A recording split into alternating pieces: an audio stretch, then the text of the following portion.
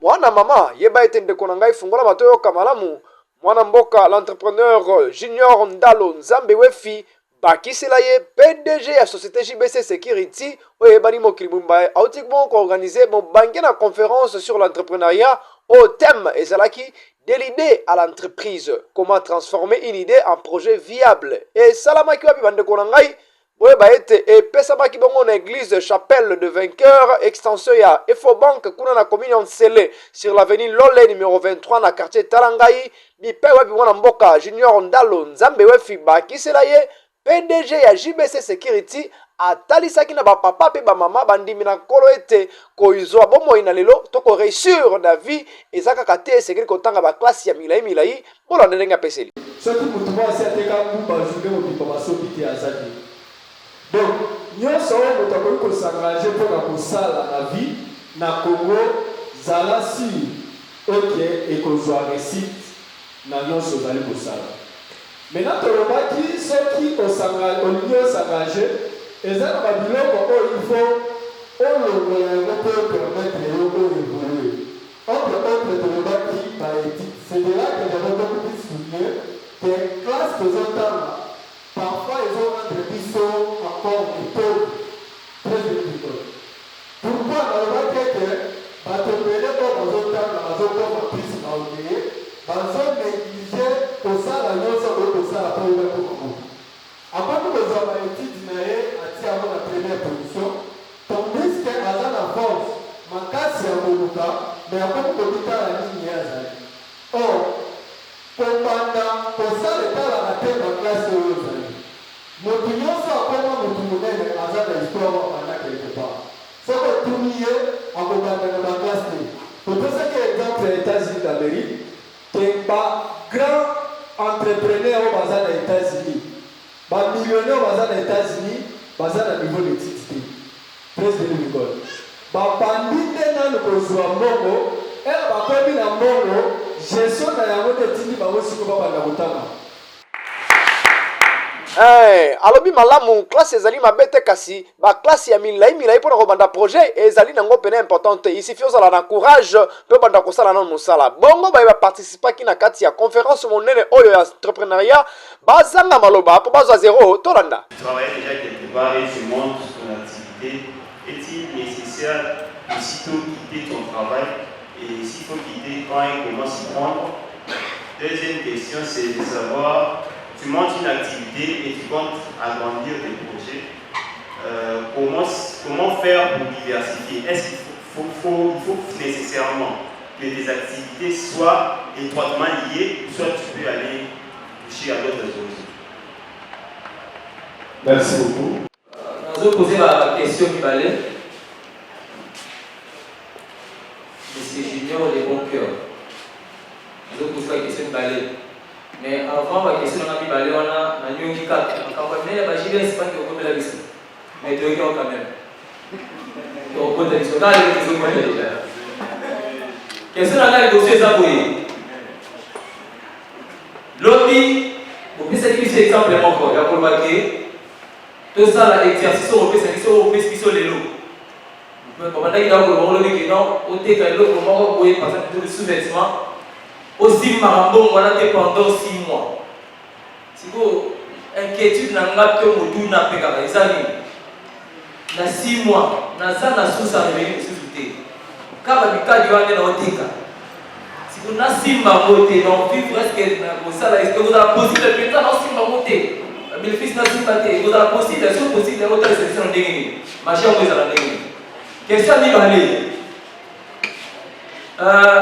Mutu azosala mosala nazoposer question mpona bato oyo basalaka déjà baza basalarié mais na kati ya kozala salarié baza na mposa bacreye baentreprise na bango ndenge olakisi biso awa sikoyo est ce que ifazwaka mbongo nyonso par exemple amputaka ngai $40-50 lokola nazosala entreprise nazwaka nyonso natieka mpona mpona entreprise ou soit eza mpena bapourcentage moko boye ke soki ozoganye boye ezalaka pourcentage moko pourcentage okosalela pourcentage okomi pourcentage otie na entreprise soki ezalaka mpo komeka mpe naexplike biso merci.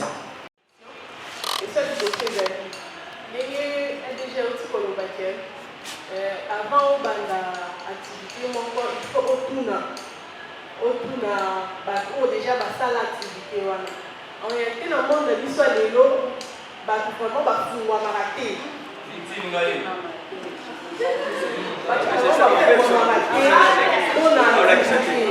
est-ce que to continuer kaka kotuna tona se lancer na kaka na activité wana eza première question.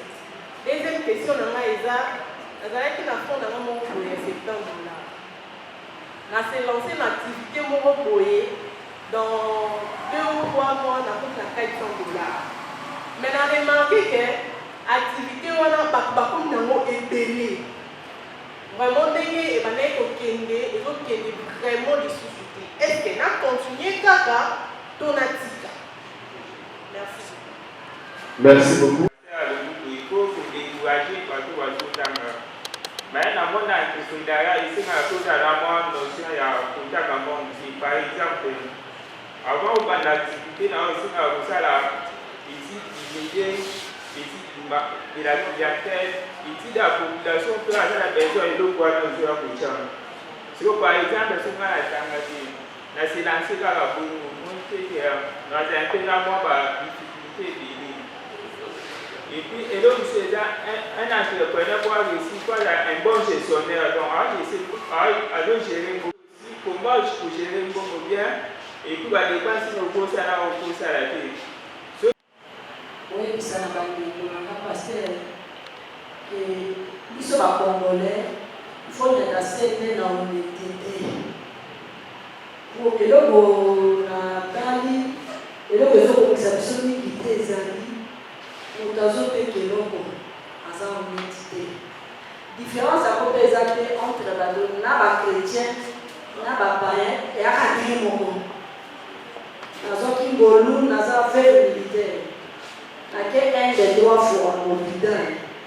Quand on va aller à Koufi, nous avons mis pour moi avant la 3 ans. 3 ans à Campoli. Bandeko. Bayo Bayakao.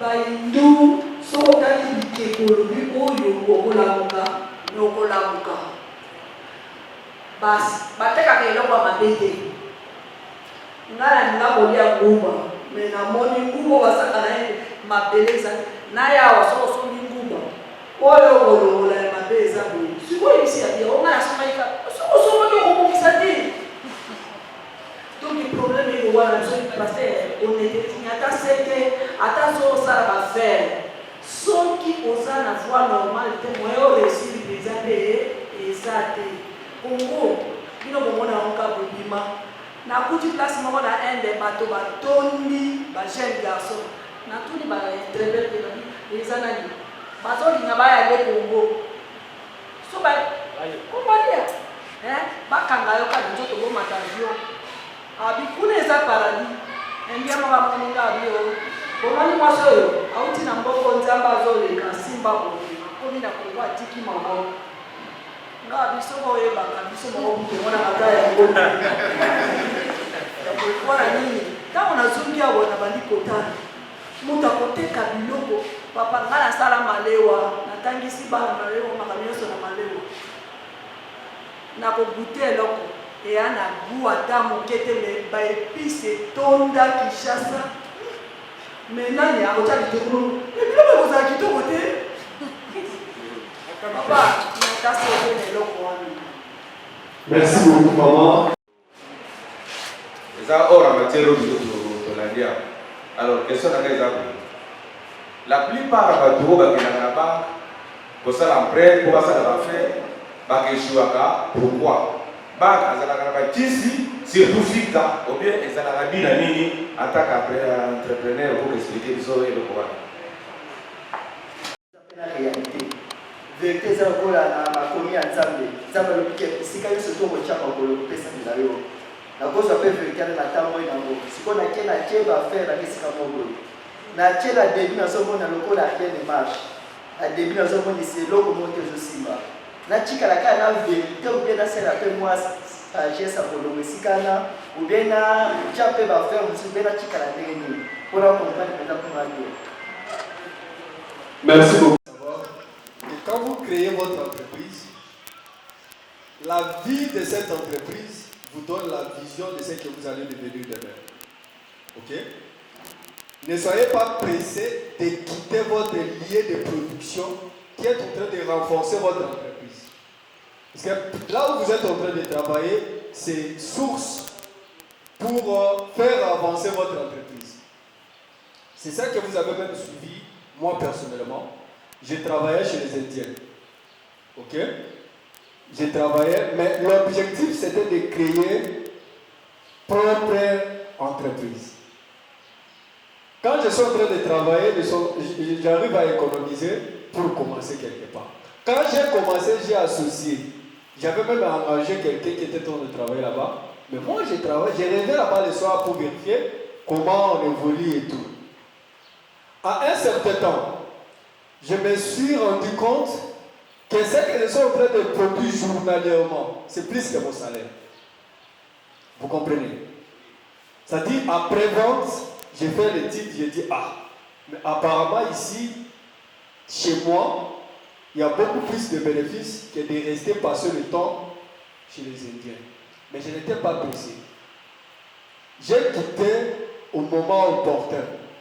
Donc lorsque Dieu m'a dit qu'il est temps, c'est le pasteur Abraham qui m'avait révolté. De dire que pourquoi vous continuez à travailler chez les autres jusqu'au temps que vous êtes capable de créer votre propre entreprise. Là déjà j'avais mes petites pharmacies, je vivais déjà. J'ai dit bon.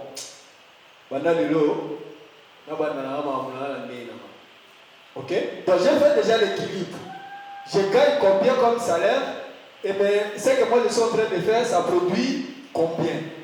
J'ai trouvé déjà que c'est suffisant. De préférence,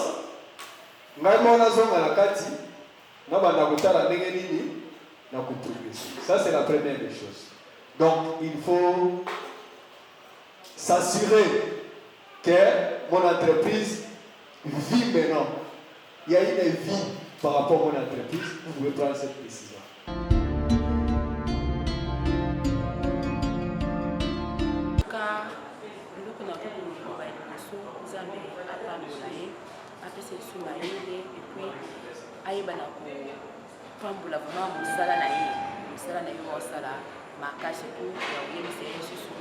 Merci beaucoup, merci parce que donc ngai moko na zate bona moni ko ya o albeli biso et puis eza bénéfice pour na finanga.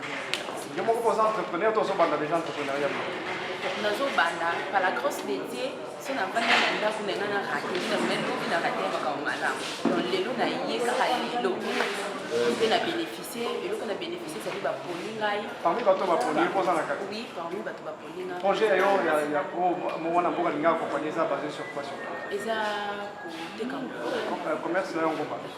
Ba yo teka ko ba 200 500 wana denga non. Oh, il y a c'est prendre à bien financer le projet là. Oui, oui. On dit que les derniers seront les premiers parfois. Exactement. En tout cas, on a un message de relancer la bango. On va se vendre dans un daku.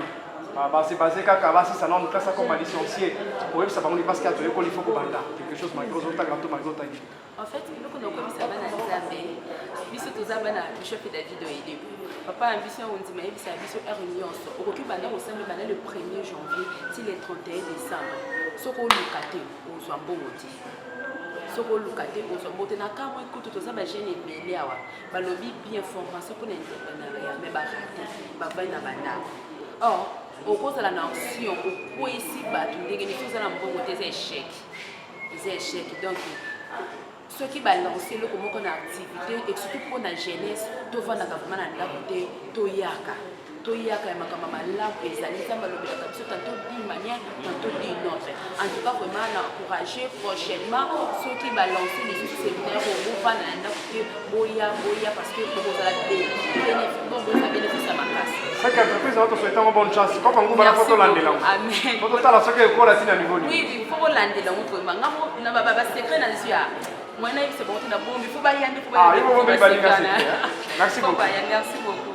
Merci. Donc, comme on a eu Triomphe Mbaye, je suis le pasteur assistant de la chapelle de Vétel, FO, c'est le banc. Voilà. Mais Loulou, il y a Lelo, je crois que Lelo est à deuxième jour. Ça fait déjà un mois, vous avez la préparation, il y a conférence. Pas na biso toza église internationale, to bien un peu international parce que ça va se passer aussi na baitando mike. Alors ezalaki 2 jours il y a conférence avec le pasteur Junior et pour na entrepreneuriat. Comment moto okobanda zéro pe moto aleka na kokoma na eloko oyo mbongo ebele, voilà. Ozali zéro mais oleka pe na kokoma na mbongo ebele. Alors nde yango omoni nsima na ngai okomona que tozali en pleine conférence et la raison pour laquelle tozali wana tobandaki lobi et puis lelo eza deuxième jour lelo nde tokoclôturer. En tout cas depuis hier j'étais béni, j'étais tellement béni particulièrement d'abord parce que d'abord l'orateur du jour il nous a beaucoup parlé comment créer une entreprise. Ça veut dire que donc, on peut étudier. Vous voyez, même parmi des questions, même question, Moko de ce soir, il y a une personne qui a demandé que non, Pasteur Junior, où il a découragé beaucoup de gens. Oyo, Baotanga. Non, il n'a pas compris. Il a dit que étudier, ce n'est pas nécessaire. Oh, que Moutou, ce que classe qui est non, à Roki aux Moussala. Mais il a bien, même ici qui est tu peux commencer à zéro et puis au manamong ebele. Ça veut dire que depuis hier et logo ya liboso oyo a sungaki biso on a retenu ezali d'abord il faut mutoza na idée. D'abord pour que nous évoluer dans la vie, tu dois d'abord avoir l'idée de faire quelque chose. Et puis après idée on a et continue aussi ko le kanakonini ko planifier. Pour planifier idée na yona pour qu'elle attende autres. Et puis il a beaucoup parlé, il nous a d'abord donné beaucoup de points. Lobi tozaki presque 20 points. O ezalaki kati na 20 points na okuta courage ezali d'abord courage na yo moko pour que non même idée ozalaki nango et puis réalisation il y a idée on a pour que les kanako nzoto tu dois avoir aussi du courage. Alors il y a beaucoup de points oyo ke esungi biso même moi particulièrement pour que non même avec des projets que j'ai ezalaki na babiloko mosusu ezalaki wana défaillance pour que non et booster nga lelo pour que naleka na réaliser ma projet na activité ezalaki bénéfique pour na ngai mais pas seulement pour na ngai pour na assemblée mouvement waza sima na ngai et je sais que non ekobota mbuma c'est là que même j'ai disais au pasteur hier que non ezala biloko oyo ba conférence ya boye ce n'est pas seulement 6 mois ezalaka bien ekozala bien.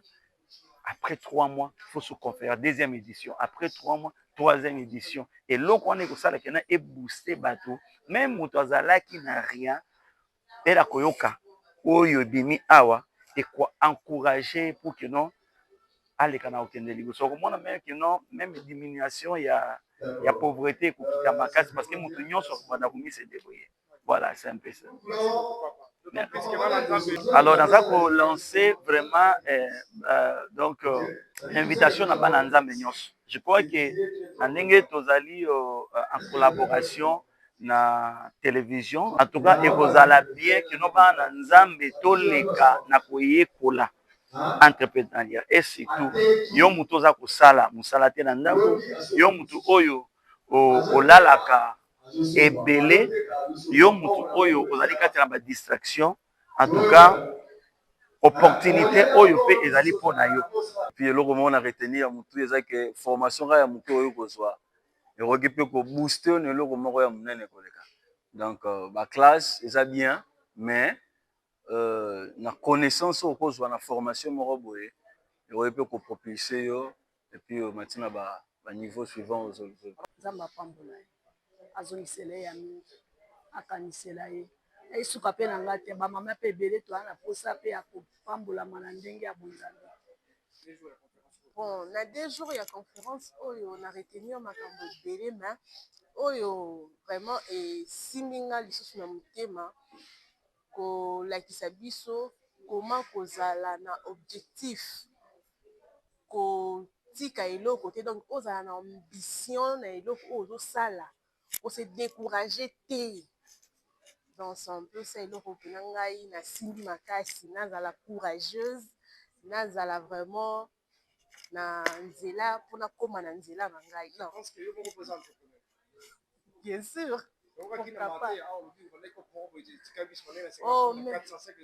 ezomarche bon napozaki question wana parce que nga moko naza victime nazalaki na fond na nga moko boye ya $70 mais na ndenge na évoluaki bien 70 na 400 voilà un peu naza donc d'abord aza na coach na nga moko makasi c'est un peu ça message na aussi na mwana mboka pasteur Nzambe Junior message particulier en tant qu'entrepreneur en tant que bénéficiaire à conseil na ye pour kopesa ye message mais non d'abord nako yebisa Nzambe apambola ye Nzambe abakisela ye intelligence sagesse oyo abimisi mais ezonga lisusu fois nombre au-delà alingaka ye mingi c'est ça on se présente ce comme mobile bato yeba malamu qui vous êtes exactement.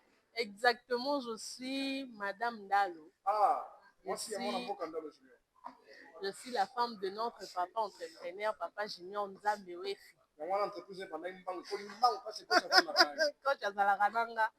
Aza coachinga makasi.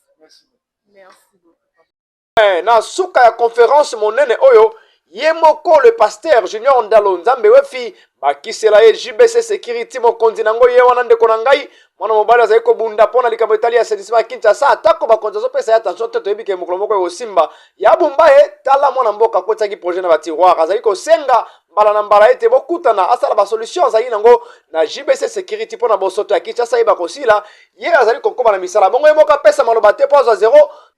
Bon, en fait, c'est formation moko ya entrepreneuriat. Ndenge nini moto akozwa d'abord idée puis à transformer idée wana comme réalité. Parce que tu comprends de belé à ba jeune bazo progresser te po bazo yeba nini bakoko sala te. Nde omoni tozwa ki 2 jours lobi to lobela ki sur idée. Ndenge nini moto akozwa idée, il faut à faire voyager esprit à tala à mon amakambo ko mona ce qui a moni a envier yango à s'engager na kosala yango sans tenir compte il y a ba étude o ya tangi sans tenir compte il y a yemoko to famille o azali mais à ça la nyonso ko kosala pona kozwa chiffre moko ya moke. Donc ce qui t'organise qui yango d'abord aussi pona kotala ke ba jeune belo baza na chômage ce sont des jeunes o batangi sikoyo classe yo komisa bango faible pona koluka mbongo po bakokisa ba projet baza na yango yango toza ko organiser ba séance ko yebisa ba jeune nini bakoki kosala en dehors na ba classe o batangaki ekoki ko permettre bango ke vie na bango ke na liboso. Très bien. Aussi pendant 2 jours on va déposer formation et quel sera votre message pour lancer la jeunesse congolaise mobimba pourquoi pas à monde entier par rapport à la formation sur l'entrepreneuriat on va avoir retenir la classe pas si seulement classe à licencié un mot par rapport à cette jeunesse. Bon kozala très clair ba millionnaire ebele na monde baza bato batanga classe mingi te ebele ya bato eza d'abord ba bandi nde bayo sukisa na classe. Donc c'est ça même raison o etindi biso c'est-à-dire toza ko influencer ba jeune ke ba banda d'abord ko luka mbongo po ba compléter ba besoin na ba projet na bango na ke ba banda na ba projet sur papier mais moyen ya ko financer yango eza te. Topesi par exemple ebele tozwi par exemple na ba États-Unis on a tomoni yango ke ba millionnaire ba entrepreneur ebele eza bato batangaki te après kozwa mbongo nde abandi kosala ba étude. Donc et encourager ba jeune bazala motiver ke bakota na koluka mbongo nde esalaka ke moto akoma o akokoma lobi ko décourager aussi oui parce que beaucoup ya ba jeune o bazo mipesa mingi ya kotanga nde bazozonga ba chômeur. Le Congo est en train de fournir ba diplôme ebele chaque jour chaque année plutôt mais résultat nango eza nini biso moko to vivre réalité yango nde tozo kotisa na ba jeune mentalité ya koyeba ke il faut kobanda d'abord koluka o associé na classe nde oko progresser. Topesi exemple mo simple ya tozwaki exemple ya ba douzaine ya sous-vêtements omona ke mwana soki ayebi koteka sous-vêtements ya pamba mais soki azotanga osenga su moboti mbongo futa classe te. Donc ye moko akoki komitangisa et puis azo satisfaire ba besoin na ye calmement. Donc c'est ça vraiment eloko tolingi to yebisa ba jeune ke tomi pesa na koluka tolongola ki goigoy ya kolala ya kosenga senga mais tokota na koluka yango nde kosala ke bilobi tokoma bato minene. Je suis l'administrateur directeur général de JBC Sécurité au bato nyonso bayebi, mais je suis pasteur également de Chapelle des Vainqueurs. Ceux qui moto aligné azwa biso, c'est très simple. Au contacter biso na plus 243 81 834 61 89. Ndenge biso tulobaka 081 834 61 89. Wana okozwa biso mbala moko et puis pour na ba formation oyo eza première édition toujours continuer toujours tokosala effort toleka na po ke to sensibiliser ba jeune bayeba ndenge bakoki kosomba lipa na ke bayevandaka bazelaka bapesa bango lipa. Merci beaucoup mon avocat. Merci beaucoup papa journaliste. Ya boende malamu tozali koloba ete soki bato mboka nyonso bazali kozwa ile lokola mwana mboka Ndalo Nzambe Wefi Junior bakisela ye PDG ya JBC Sécurité azali kosala mpona bandeko apesi non seulement formation aponi mpe bato oyo ye moko andimi kopesa mosolo na ye pamba te alingi kosunga bandeko ya boye soki akomi na bamillion mbongo kosunga Kongo mobimba te.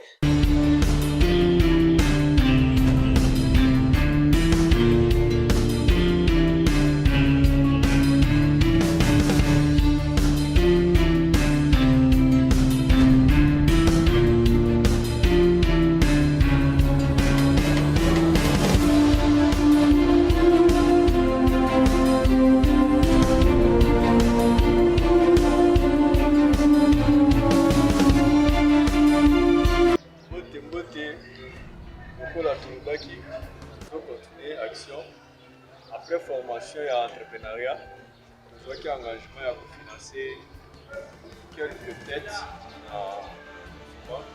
entre autres maman. Voilà, les gens ont tout sa maman dans le pour remettre un pilote. Le lundi, maman va dire ça le 23. Maman va dire ça là tout ici à son pavillon lobby lundi. Tout le monde a déjà mis ça dans les bimines dans zéla à bandi moussala. Voilà, à bloc nord.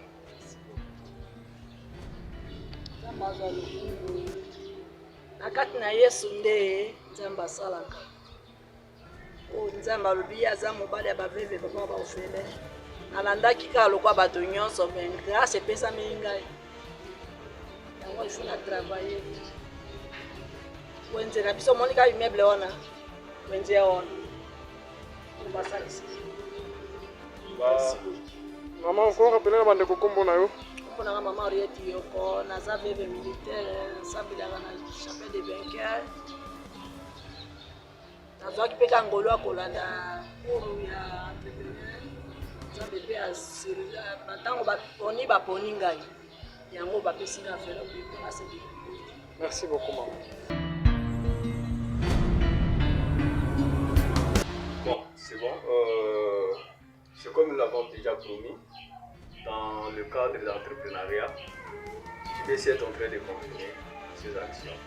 On était à l'Ecobank, après la formation, on avait produit des entrepreneurs dont demain elles seront beaucoup plus que ce que nous sommes en train de faire. La raison pour laquelle c'est Madame Laetitia, qui était l'une des candidates, nous sommes venus pour honorer ce que nous avons fait. Voilà, c'est ça Madame Laetitia. Nous allons continuer à passer, je pense que le 23 février, ça sera votre tour d'envoi. Vous achetez les marchandises, vous commencez les activités. Nous allons continuer à passer pour vérifier comment vous trouvez. Et on aura beaucoup plus de résultats finaux. Après 6 mois, nous reviendrons pour donner des comptes rendus réels de ce que Maman Laetitia a fait. Et elle-même passera aux télévisions pour nous donner des résultats, pour encourager les jeunes qui ne veulent pas travailler, les fainéants qui cherchent toujours finir les masters, les doctorats, pour venir nous constituer des projets, élaborer des projets sans accomplissement. Nous ne voulons pas ça. Nous voulons des réalités qui se passent. Donc, nous décourageons toujours les jeunes qui passent beaucoup de temps sur le banc de l'éthique mais qui ne font rien. L'université, c'était pour produire des fabricants d'emplois et aujourd'hui, ce sont des chercheurs d'emploi. Désolé.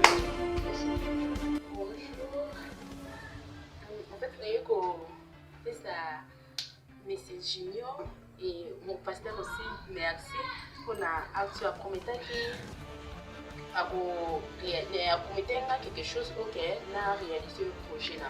Après cette information, il y a une conférence. Oui.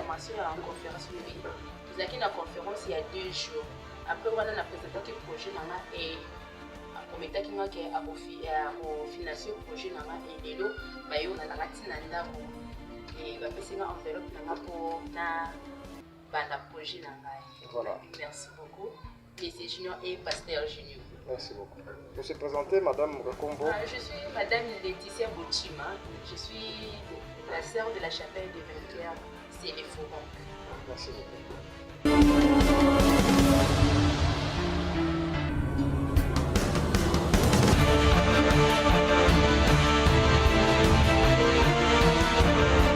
Tala bato ko soutenir ya Fati Beton bajeni ya ko soutenir bango yoyo aye ko pesa formation sur l'entrepreneuriat andimi na komimisa mbongo yemo ko mi bailleur de fonds nzambe na ngai a financer bato moi échantillon o ba ko ban entreprise à travers financement na ye o yemo ko za la ko superviser na équipe nemo mba bongo to tala bande ko après 6 mois ndenge ni ba ko évoluer ya bo ndeza laka biso tolobi pe boyoki